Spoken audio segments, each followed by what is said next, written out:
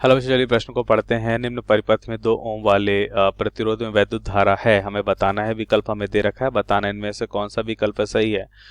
तो अब इस प्रश्न को हल करने के लिए सबसे पहले हम प्रश्न की मुख्य अवधारणा को समझ लेते हैं। तो सबसे पहले हम देखेंगे मुख्य अवधारणा, और मुख्य अवधारणा में हम देखेंगे किरचॉफ का वोल्टता नियम क्या होता है। तो हम यहाँ पे देखते हैं किरचॉफ का वोल्टता नियम।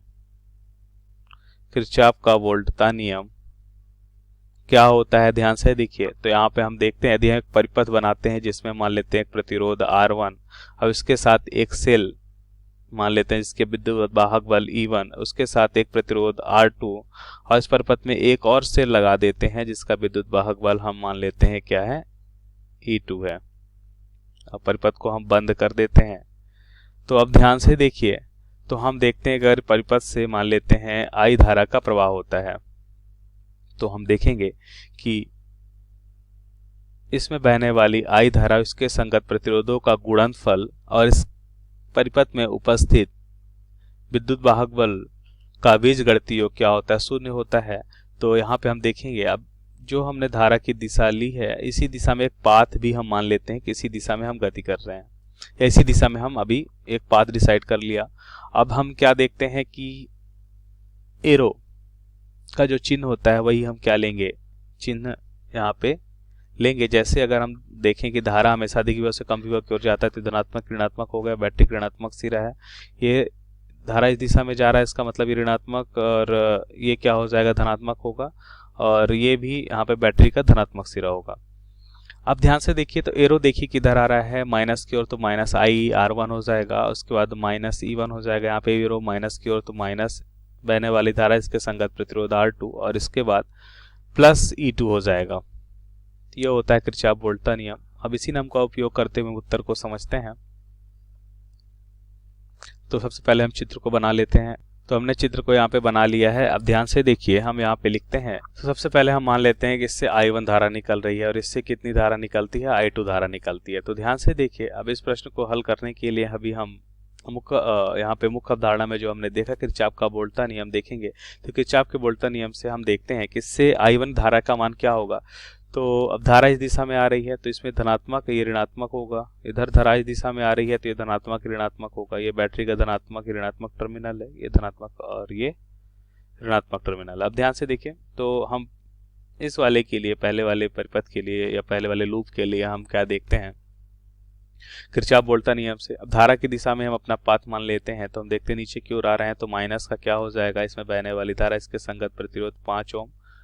और यहाँ पे देखिए, फिर से हम यहाँ पे देखते हैं, अब इधर की ओर आएंगे तो ये बैटरी का क्या हो जाएगा, धनात्मक भाग मतलब 10 हो जाएगा बराबर 0। ये होता है किरचॉफ वोल्टता नियम से। तो I1 का मान कितना मिलेगा, 5 यहाँ पे मिलेगा 5 दूना 10, मतलब 2 एम्पियर की धारा मिलेगी। अब सिमिलर यहाँ पे I2 का मान भी निकाल लेते हैं। तो I2 का क्या हो जाएगा, देखिए यहाँ पे नीचे की ओर आ रहे हैं तो 10 I2 माइनस का, और फिर धारा की दिशा में जा रहे हैं, इधर की ओर देखेंगे तो 20 वोल्ट बराबर 0।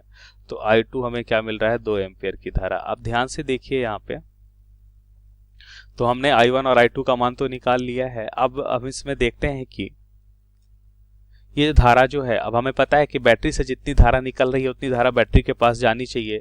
तो अगर 2 एम्पियर की धारा इससे निकल रही है, इससे कितना धारा निकल रहा है, 2 एम्पियर की धारा, तो 2 एम्पियर की धारा बैटरी के पास आनी चाहिए। बैटरी के पास कितनी धारा आनी चाहिए, 2 एम्पियर। अगर हम मान लेते हैं धारा इधर जाती, तो इसके बाद भी इसको इतनी धारा चाहिए। अगर हम मान लेते हैं कि 1 एम्पियर की धारा इधर आएगी, तो इसको यहाँ पे बचा हुआ धारा 1 एम्पियर होगा, तो इसका लेकिन कितना धारा जाना चाहिए, 2 एम्पियर की धारा जाना चाहिए। तो इसका मतलब यहाँ पे धारा यहाँ से नहीं जाके फिर से बैटरी के पास ये धारा चली जाएगी, कितना जाएगी, 2 एम्पियर की धारा। अब यहाँ पे देख लेते हैं, यहाँ से भी 2 एम्पियर की धारा आ रही है, जैसा कि हमने देखा कि I2 2 एम्पियर की धारा, तो यहाँ से भी धारा जाएगी। बैटरी को 2 एम्पियर की धारा चाहिए, तो बैटरी से जो धारा है, बैटरी को फिर से ही धारा 2 एम्पियर की पहुंचेगी। इसका मतलब 2 एम्पियर में कोई भी धारा का प्रवाह नहीं होगा। तो हमने देखा, तो हम यहाँ पे लिख सकते हैं कि बैटरी से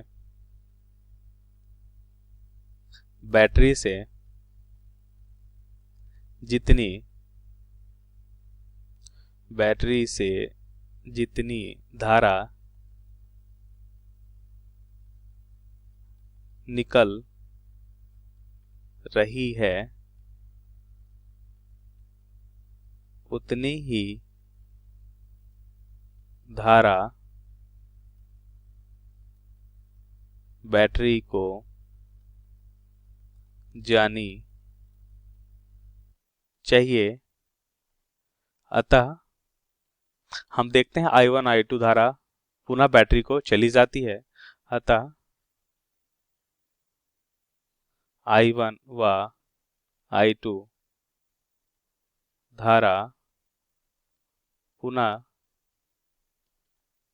बैटरी को चली जाती है, जिस कारण हम क्या कह सकते हैं कि 2 ओम के प्रतिरोध में कोई धारा का प्रवाह नहीं होगा। जिस कारण 2 ओम के प्रतिरोध में कोई भी धारा का प्रवाह नहीं होगा। तो ये हमारे प्रश्न का सही उत्तर होगा और सही विकल्प देखें तो दिए गए प्रश्न का सही विकल्प क्या हो जाएगा? बी हो जाएगा। तो आशा करते हैं आपको समझ आया होगा। धन्यवाद।